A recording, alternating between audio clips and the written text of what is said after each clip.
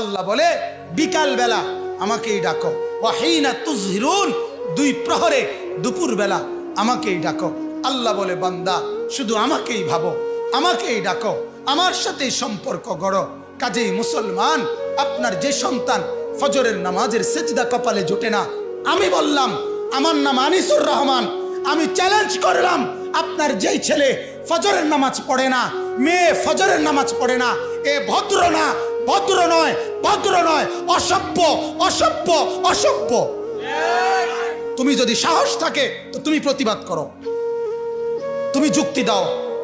আমি বসুন্ধর কারণে তুমি বলো সেজদাবিহীন কোন মুসলমান ইমানদারের ছেলে, মেয়ে, বিবি যার কপালে সেজদা নাই, সে শিক্ষিত হয় নাই, সে সভ্য হয় নাই, সে ভদ্র হয় নাই।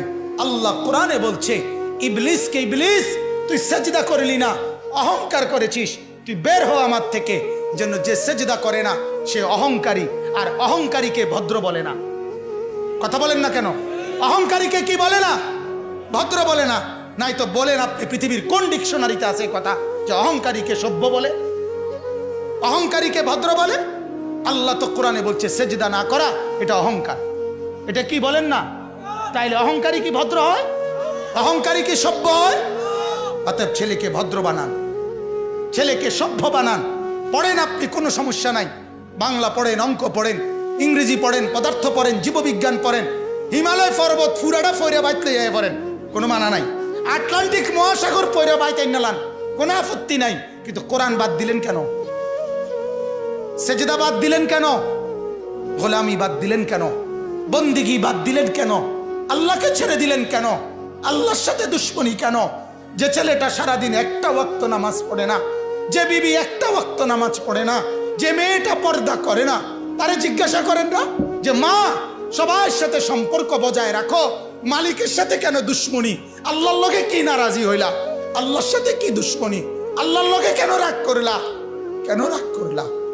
এই বাপ, তোমরা যারা সেজদা করো না, তোমরা বলো না বাজান, বলো না এই দরদি ভাই চিৎকার করে বললাম, তুমি যদি বলো তোমার পায়ে ধরতে, আমি পায়ে ধরতে রাজি। তুমি যদি বলো তোমারে জড়িয়ে ধরে কাঁদতে, আমি কাঁদতে রাজি। তুমি বলো কেন আল্লাহর সাথে রাগ করলা? কেন আল্লাহর সাথে রাগ করলা? কেন আল্লাহর সাথে নারাজ হইলা? কেন সেজদা কপালে জুটলো না? কেন মালিকের সাথে সারাদিনের এত কিছুর বিনিময়ে আল্লাহ তাআলা একটা মিস কল দিলে, 2 সেকেন্ডের একটা মিস কল দিলে বন্ধু তুমি টের পাও তোমার মোবাইলে মিস কল আসছে। এত বড় মসজিদে 6টা মাইকের হরন দিয়া আল্লাহু আকবার বলে তোমারে ডাক দেয়, তোমার একটা বারও কানে লাগে না, বিবেকে লাগে না। তোর মতো শক্ত ডাকাত, তোর মতো পাষাণ বেটার কে হইতে পারে? বেটা কথা বলেন না কেন? তুই ডাকাত, কত বড় ডাকাত। হ্যাঁ, এজন্য ইনশাআল্লাহ আল্লাহকে রাজি করব। বলেন ইনশাআল্লাহ। সেজদা করব তো ইনশাআল্লাহ। যুবকরা তোমরা বলো না ইনশাআল্লাহ। নওজোয়ান তোমাদেরকে বলি, আমার আশা ভরসার স্বপ্ন এই নওজোয়ানদেরকে জাগানো।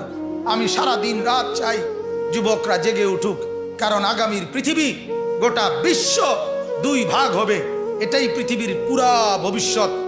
এক ভাগ পুরাপুরি দাজ্জালের অনুসারী কাফের, আরেক ভাগ মাহাদির অনুসারী ইমানদার।